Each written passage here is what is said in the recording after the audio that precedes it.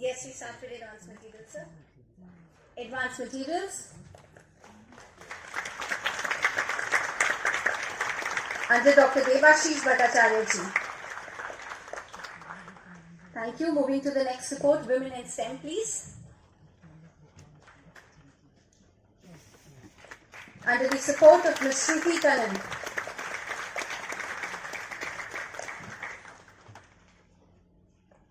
Thank you. Moving to the third report of Industry-Academia collaboration.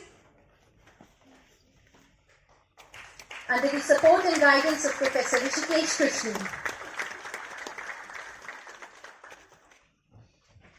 Thank you very, very much. A big moment for all of us and a step towards Atmanirbhar Bharat.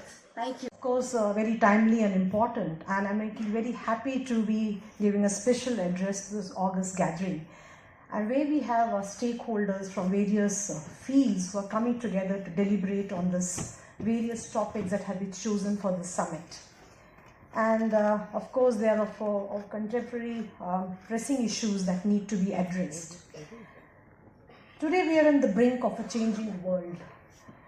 We are undergoing profound social and economic transformations that have been catalyzed by unprecedented access to data and computation. There is advancement in critical technologies. Promotion of innovation for resilience and self-reliance is being taken up very strongly. And of course, there is an increasing realization of partnership among industry, academia, researchers, and this is taken as a growth strategy. And lastly, of course, diversity and inclusiveness for a broader perspective is of course gaining very lot of importance. Now, the impact of this transformation are seen in every sector, be it healthcare, defense, space, technology, energy, whatever, and many more.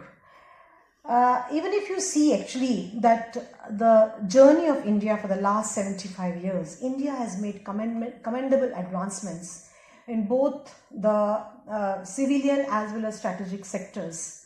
And it has shown self-reliance and stood itself at par with many of the advanced nations. From missiles, rocket systems, nuclear reactors, satellite launches, supercomputers, India has actually stood it all. And you must have heard in the papers, soon the Gaganyaan mission of India will be taking civilians to space. This is of course commendable. And the development of the COVID vaccine is another milestone that India achieved during the pandemic. In addition, we as a nation are doing our best to meet the zero emission targets. The National Green Hydrogen Mission, the National Superconductor Mission, all this have been launched with the same purpose. And you know, last month, India achieved another milestone when it launched the National Quantum Mission and placing India among the top 6 leading nations just after US, Austria, Finland, France, and China. Needless to say, science, research, and innovation are deeply ingrained into the entire ecosystem, without which these missions cannot be delivered. Thus, India is definitely transforming. But these transformations are not equal across the world. They are uneven, they are sporadic. And this is predominantly due to local challenges in every part of the world, which may be effective, which may vary due to social conditions, demographically, environmentally, and economically. Now, how do we address the disparate ramifications of these global challenges to ensure equal opportunity to all? This is only possible when we share knowledge, we share resources across boundaries. So we need to, the word co is becoming more and more important. We need to co-develop, co-produce. We cannot compartmentalize our R&D ecosystem. We need to come out from working in silos and work in partnership, in cohesion with all other stakeholders. Of course, we heard Sri Vipin Shondy in the morning reading out some of the benchmarks that has been set by CII.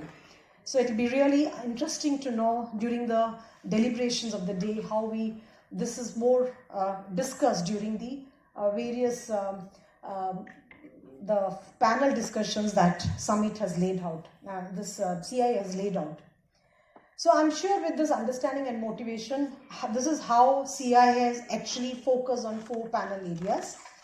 The first topic on nurturing skilled future-ready workforce.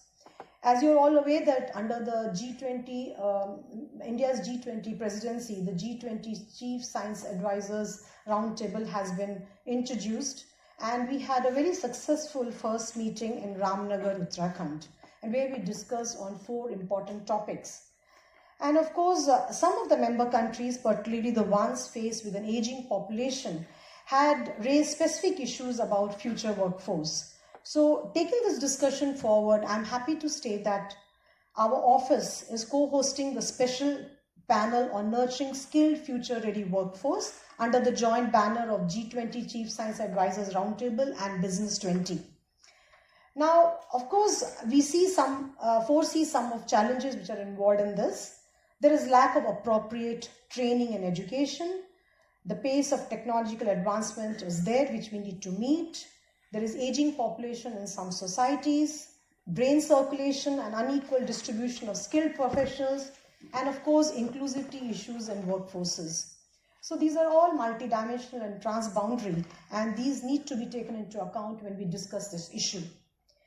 And of course, the second panel on fostering R&D investment is extremely important, as transformation in science, technology, R&D landscape requires considerable investment in R&D. Details and come out with certain deliberation and outcomes, and really look forward to the recommendations so that we can take it forward and introduce into our entire R&D ecosystem. With these few words, I thank you once again and thank CII for this foresight to have this kind of summit where we can all work in cohesion and together and really take the R&D ecosystem of the country to greater heights. Thank you so much.